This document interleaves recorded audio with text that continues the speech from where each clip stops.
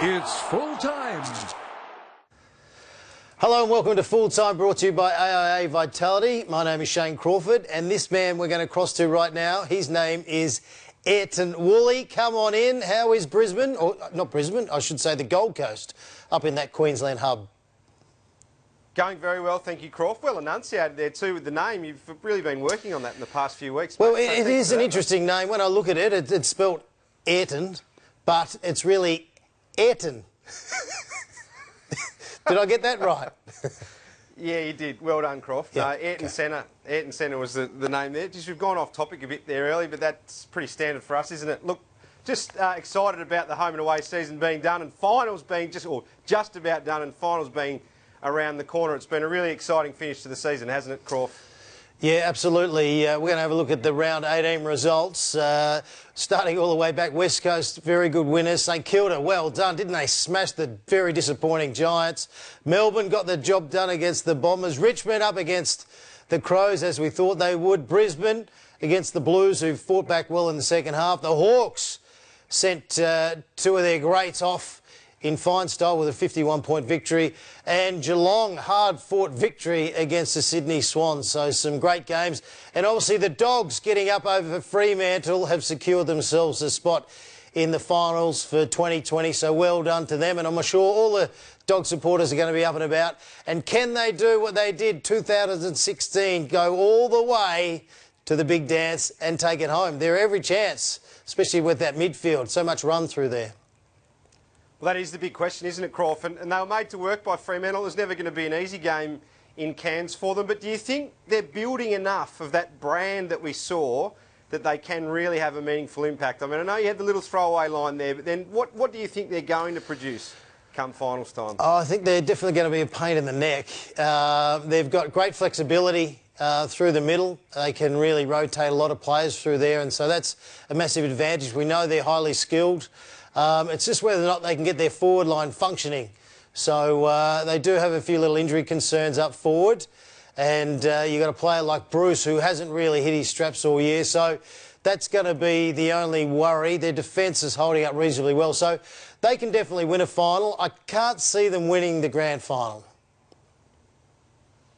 Interesting call. Well, just out of that game as we take a look at the ladder now, Aaron Norton taken to hospital tonight, precautionary scans after a concussion in that game. But more importantly, the ladder. You can see the Dogs have jumped up to 7th. There's a team missing out of that 8 that was in the 8 before the start of the day, and that is Melbourne, Crawford.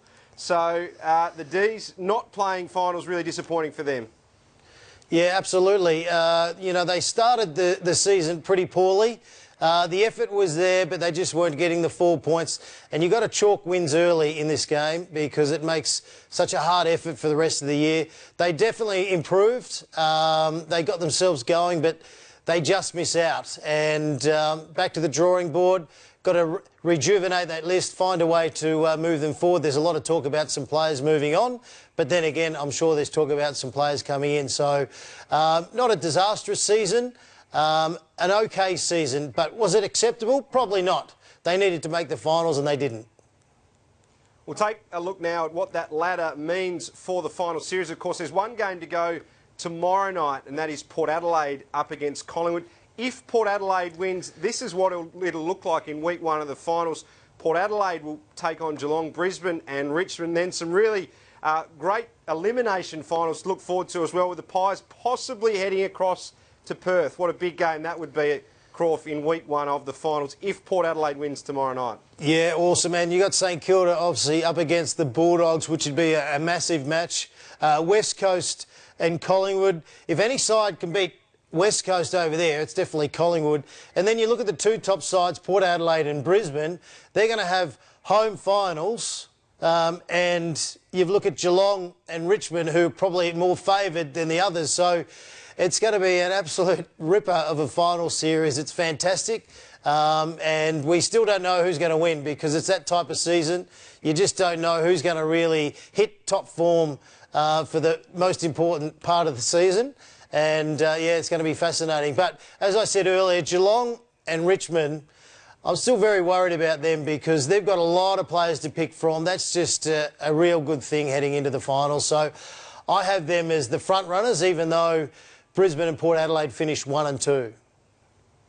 We'll take a look now at the other scenario. That is, of course, if Collingwood wins. They haven't been playing their best footy, but should they knock off the ladder leaders, it will look a little bit different. Brisbane will finish on top and play Geelong, Port Adelaide and Richmond. And then you see the elimination finals are also switched, Crawford. So the Pies, they've got plenty of incentive because they avoid that trip to Perth, even though you think they could get it done over there. Yeah, but much prefer to pretty much stay put and take on the Saints. Not have to travel over to Western Australia, where I'm sure they're going to get a crowd in as well. So it'll be nice and loud and they'll be up and about. And we know the West Coast Eagles are a different side when they go home. But it's going to be a cracking final series either way.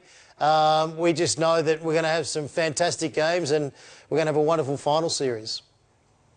I touched on Melbourne missing out a few moments ago, not part of that finals picture, the D's tonight. We're actually watching the Dogs game as a group up at their accommodation in Twin Waters. It's been a dramatic 24 hours for them, Crawford. The Demons today notifying the AFL that Harley Bennell had likely breached their COVID protocols, a drinking session yesterday inside the hub, which is totally fine, but it was the fact that he left the hub and didn't return last night. So the Demons likely facing a fine. Bennell now isolating away from his teammates. They share that accommodation with Collingwood and the Melbourne Storm. So really important that they, I guess, do everything right up there. But I just wanted to ask you about Harley Bennell. I mean, he was one of the feel-good stories this year, getting back into footy after so many years out with his calf injuries. But now he was set to be offered a new deal, I understand, by Melbourne before this.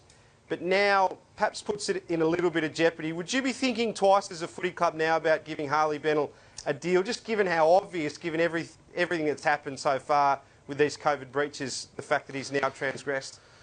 I just look from a football point of view, and it was a great story this year, him getting back after really battling for a long, long period. But you got to remember, when he was at the Gold Coast Suns before he went to Fremantle, he was an amazing player. Yeah, he's not the same player. Yes, he contributed throughout the season with Melbourne. Did he contribute enough to continue on next year? I would say no. So the Demons have got some big decisions to make. If they've already made an offer, I'm sure they'll stick to their word and they'll let him play next year. But they'll probably just make him pay the fine if it's going to be a $50,000 fine. So that's certainly going to be a big whack, because I'd imagine he wouldn't be on a very big contract.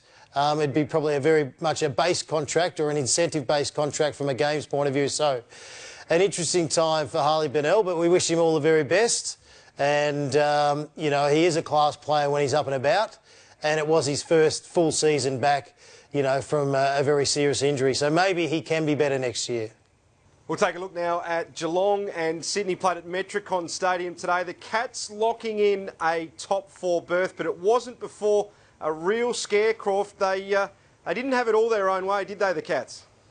No, the Swans came to play, which they often do, and that first quarter, 9 goals between both sides. And the Swans led for most of that match. Dangerfield comes and answers all the questions that need to be answered when the game is on the line. He's kicking goals. He's had a wonderful season. Tom Hawkins lifted. Gary Ablett, it was good to see him back. Papperley for the Swans was very lively, as he always is. But the Swans can take a lot out of this season. They'd be very happy with the way they've gone about it and the improvement with the young list. And the Cats would just be happy to get the 4 points and lock away top 4. Are you worried about them a little bit, Crawford? I mean, we're taking a look now at their record in recent times. The wins over the Dogs and the Swans, they were down in both of those games, and they were beaten pretty comfortably by Richmond as well. Yeah, well, they haven't been too convincing. They were disappointing, obviously, against Richmond. Today, against the Swans, they had to really work. But I think sometimes, you know, games like that just holds you in a good position heading into the finals. You know, you want to sort of really work and have a tough game to really sort of set yourself in and lock yourself in. But I reckon the thing for them at the moment is they're bringing in different players each week. The team's always changing. Ablett comes in and Selwood, and you had a few others as well today. So they're just trying to work out what their best lineup heading into the finals is going to be. And that's going to probably be the most difficult thing for them, is to work out which players they need to shuffle around and which players are going to miss out. It's going to be tough. What do you think about Gazza today, Crawford? Oh, Gaz is just class.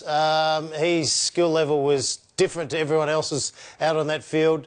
He'll be better for the run, no doubt, and finals is a totally different intensity. So, no, it was good to see him out and about, good to see him get a kick, and he'll be happy that moving up to Queensland and the Cats getting a top 4 chance gives them every chance for premiership glory. Well, I hear there might just be an early roast out of this game, Crawford, something that's taken your eye and you're not real happy with.